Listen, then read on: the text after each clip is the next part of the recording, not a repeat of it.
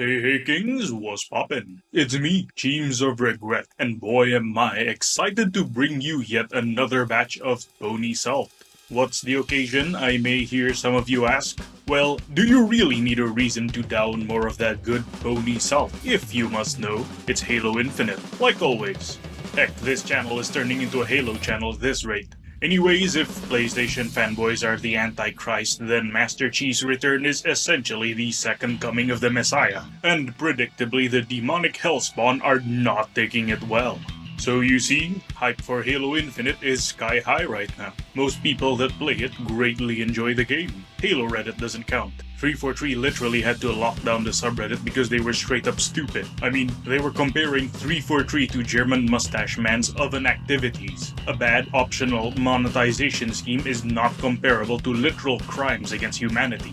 That should tell you how sane Halo Reddit is. Now, is the game perfect? Not by a long shot. Even I have some very critical concerns with the game. But does that mean it's horrible trash that should be jettisoned into the sun? Ha! Don't make me laugh. Halo Infinite is by far one of the most entertaining games I've played in recent memory, and it's no surprise that a lot of other people think the same. In fact, so many other people think so too that Halo won TGA's Player Choice Awards, which the Sony Ponies are not happy about. The Game Awards Players' Voice Awards gotta be stopped crying laughing emoji. Halo Infinite ain't even out yet. Why is it here and winning? First off, the multiplayer was out by that point. It had all of the day one content on it, so it's practically out. People played it, people liked it, and because of that, people wanted to win. What, are you going to pull a card from the Xbox playbook and claim that the TGA was somehow rigged?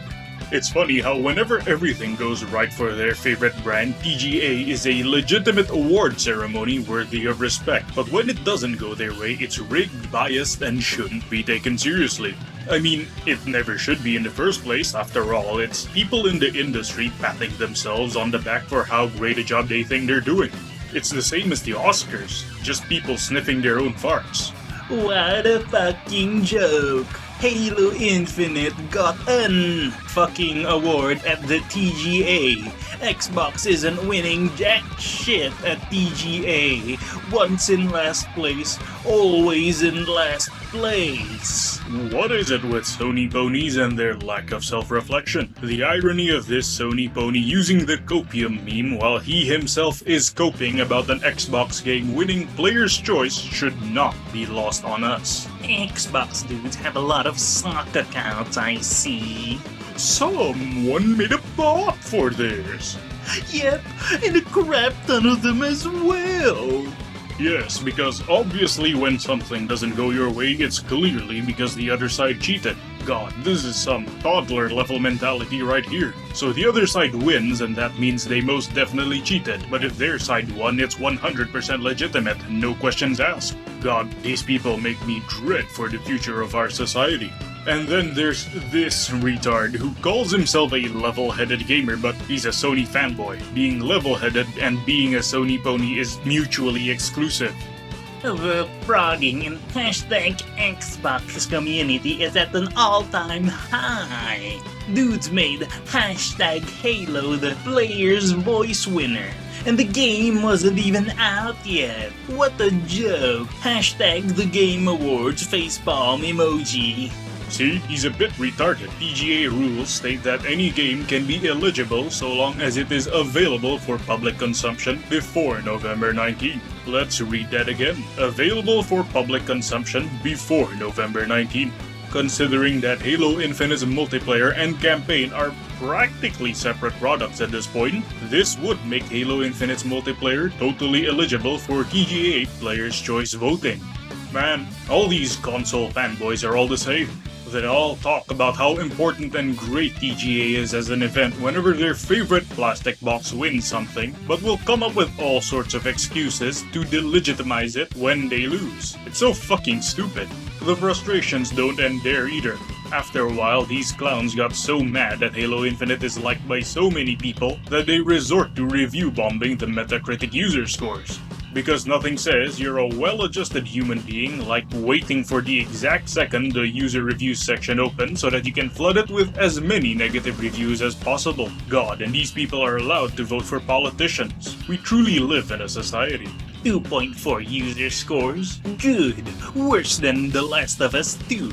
Imagine being proud of review bombing a game into having low scores. How absolutely pathetic. Then again though, Sony Ponies don't have games to play this Christmas since Sony decided to blow their load early on in the year, leaving nothing for the holidays. So all they have left to do is to fuck around in Metacritic and Twitter instead of playing video games like normal video game enjoyers. Most of these guys just made new accounts just to trash the game. Let's take a look at a few of them, shall we? Please, Bungie, come back. This game is awful. No physics. The graphics look like 360 games. Where do I even start with this one? Bungie is in a whole shit heap of its own. Look at what they're doing to Destiny. They're literally deleting paid DLC because they can't figure out a way to manage storage bloat. Balancing in that game is a fucking joke. The PvP experience is a fucking joke. No physics? Are you blind? Somehow I doubt this guy even played the game at all. The only bit of his review, and I'm using review very loosely here, is that the graphics aren't all that good, which is kind of true. The optimization on this game is so fucking iffy that the graphics don't get to shine properly. Unsurprisingly, this is the only review on his account. Sony Ponies literally going out of their way to smear Halo Infinite and make it look bad. What a joke. One of worst shooter games I've ever played. Shooting mechanics feel outdated and it's not satisfying. From an account with only 2 reviews, both of which are 0 out of 10s for Xbox Studio games. Most players will dispute this claim and say that getting kills and nailing headshots in Halo is extremely satisfying. But then again, this guy literally made an account to shit on Xbox Studio titles. How pathetic does your life have to be that you go out of your way to make a Metacritic account dedicated to shitting on a studio you don't like? So sad indeed. Oh, here's another one that's pretty fucking nuts. I find it really funny that I go through the review scores and all the 10 out of 10 seem like they haven't played the game. The multiplayer is broken. The single player can be beaten in one day and doesn't even look next gen. You get the same level of graphics from the Xbox One. What happened? Well, Mr. Shit for Brains, if you had anything in that empty cranium of yours, you would know that Halo Infinite is literally an Xbox One game. It's out on the Xbox One and it needs to run on the Xbox One. In fact, at one point it was going to look worse, since 343 wanted to sacrifice graphical fidelity in favor of 60 FPS on even the base model Xbox One, which is fucking underpowered as fuck.